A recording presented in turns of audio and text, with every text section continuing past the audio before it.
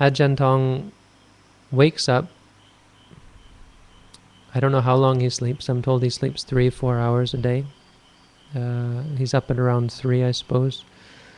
And what he's doing, I'm not sure, because you're not allowed to get close to him at that time. But there was a time where I would meet him at his door. So I would get up at 2 a.m. and go and meditate outside of his door. And at 4:30, he would come out, and I would walk with him to chanting. It was at 4:30 in the morning, he would go to chanting. And then he'd give his talk, and we'd do a group meditation, just 10 minutes walking, 10 minutes sitting. But everything he did was measured. There'd be times where he'd be sitting there, and there'd suddenly be a whirlwind of activity around him. His driver would come and say, "Okay, Ajaan, time to go." Walk in, walk out. Ajaan Tong would sit there. Secretary would come in. "Okay, Ajaan, time to go. We're getting ready."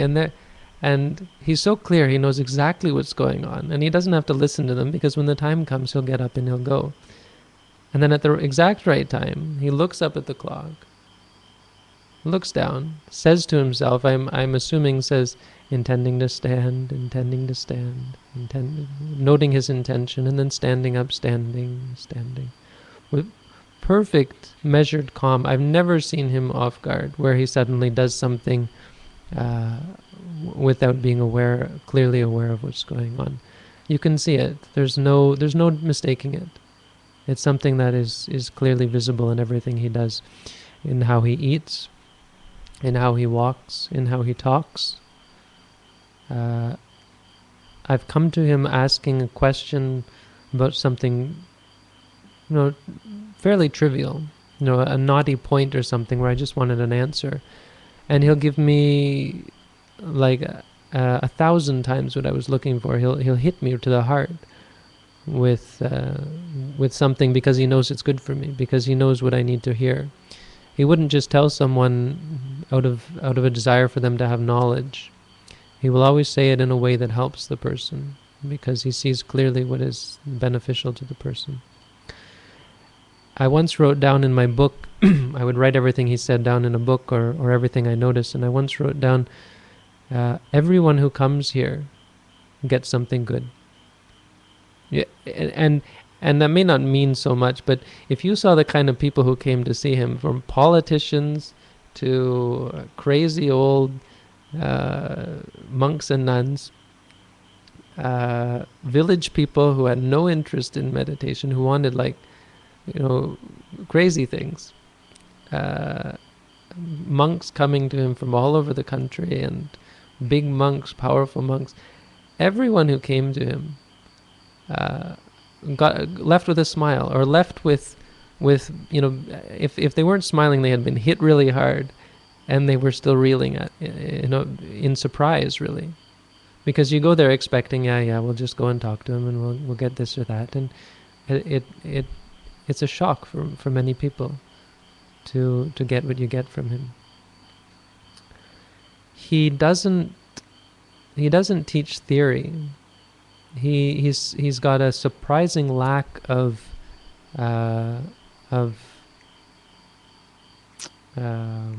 theoretical doctrine that he teaches. Hardly ever hear him go on and detail the Abhidhamma.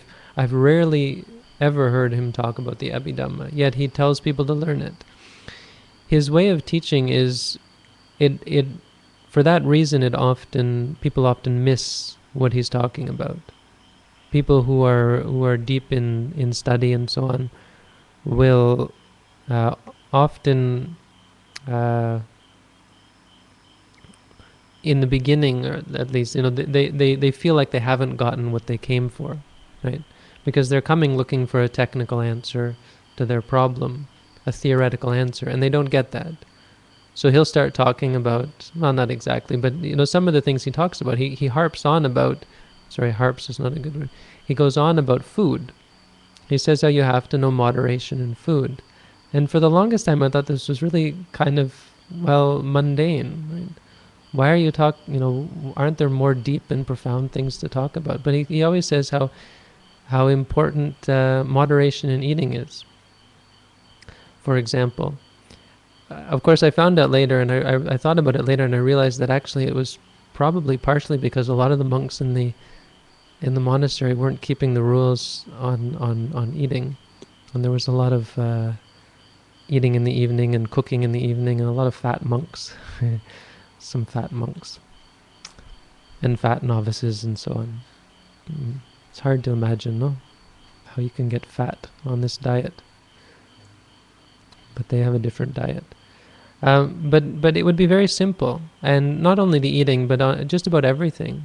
And often he would just the teachings he'll give are just, there are things that you could learn from the very basics of Buddhism. They have these basic texts, and he'll go on about them. He'll talk about the very beginning teachings. He'll say at the very beginning of the Vinaya. I even have some of these things he said memorized, because to me they're just great to hear. Khin ton pra Vinay.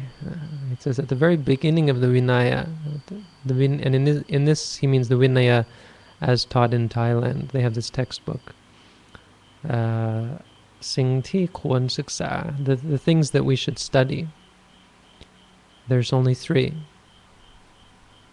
But you see how profound it is to reiterate this.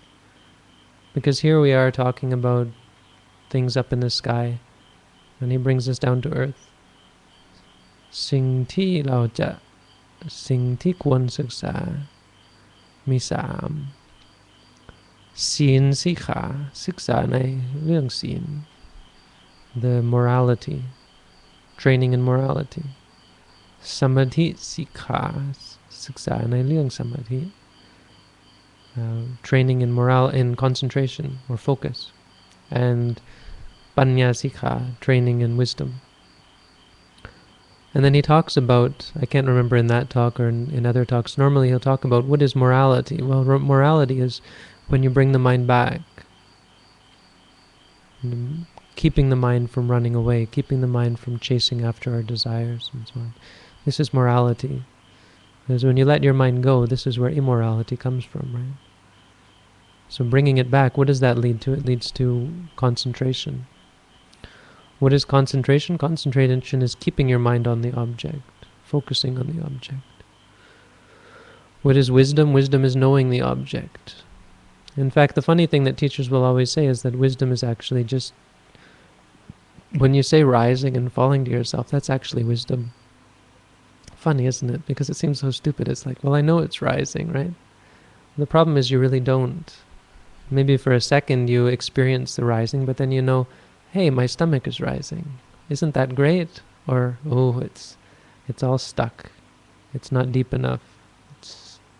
It's not smooth enough, and so on.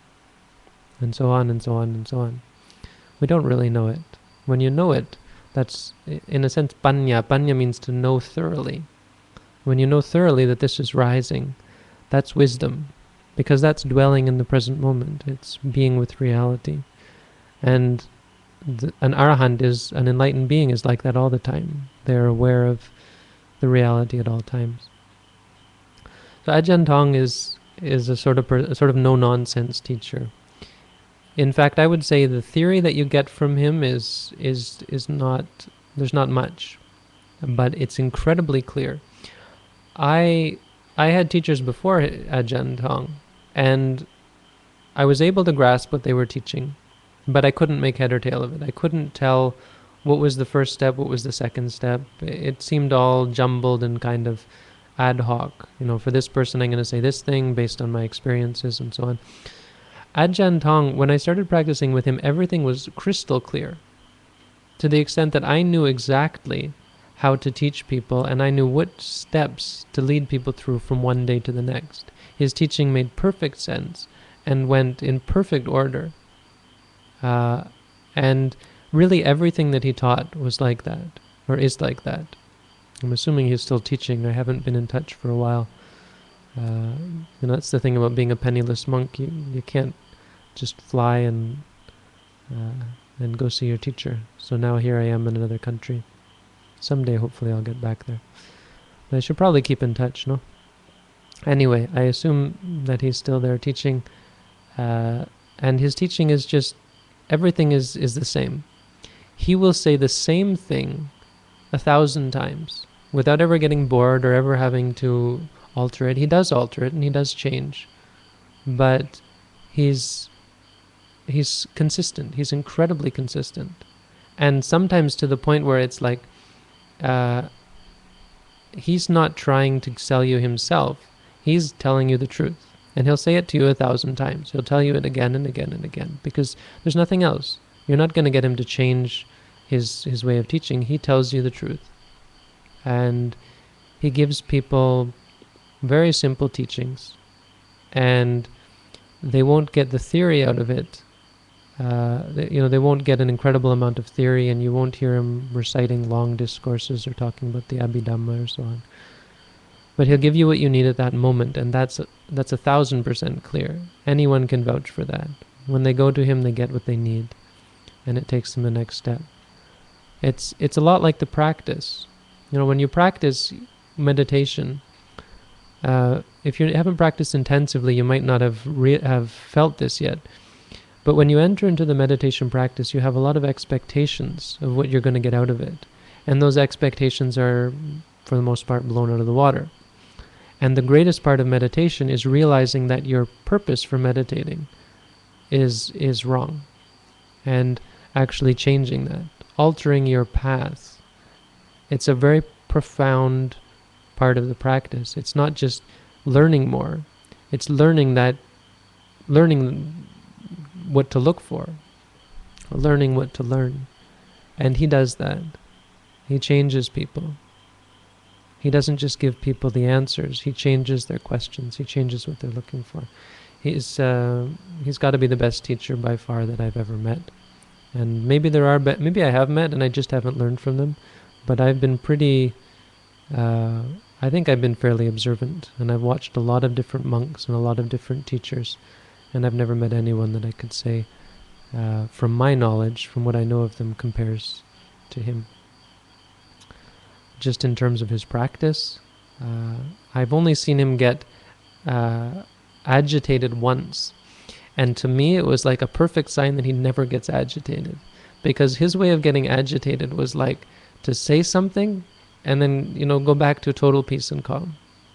What it was is, I gave him these CDs of one of his teachers, these really neat set of MP3 teachings. It was just like a ton of teachings from one of his teachers in Bangkok, who is very intellectual, and so has a lot of long, lengthy teachings, but they're really good. Immediately he gets up and takes me into his room, and he wants to listen to them. And they're like, no, he's got no way to listen to them. And I hooked him up and he was able to listen. And they were very angry at me because they didn't want him to listen to the people who take care of him, who I don't have much good to say about, didn't want him to listen at that time. And he wanted to listen. So there I was listening. I got in real trouble for this. I was yelled at and scolded, not knowing the right time and so on. But Ajaan Tong got to listen to the Dhamma, so I was happy. And so I sat there, and they came in and said, "Okay, Ajaan, time to go." And this was his secretary, and Ajaan said, 5 minutes, give me 5 minutes. And then he went out and stormed out, boom, boom, boom. And then the driver comes in, "Okay, Ajaan, time to go." And Ajaan goes, 1 minute, can't I just have 1 minute? And then he said, "These guys, they don't have a clue." And then he went back to listening. And we sat there and we listened for a couple of minutes, boom, boom, boom, storming in and out, these guys who were totally furious. And then he said, "Okay, thank you very much." And he got up and he went on. And so I tell that not to give you a sign that because I didn't, it increased my respect for him to see him do that. He wasn't a pushover, but he certainly wasn't interested in these guys. He was just like, "I'm listening." 1 minute, it was really, his whole body shook. It was really funny. Yeah, I really love him. He's a wonderful person. I think of him as my father in the Dhamma, or grandfather maybe, he's old enough. Okay, that's an answer, hopefully. It's 15 minutes.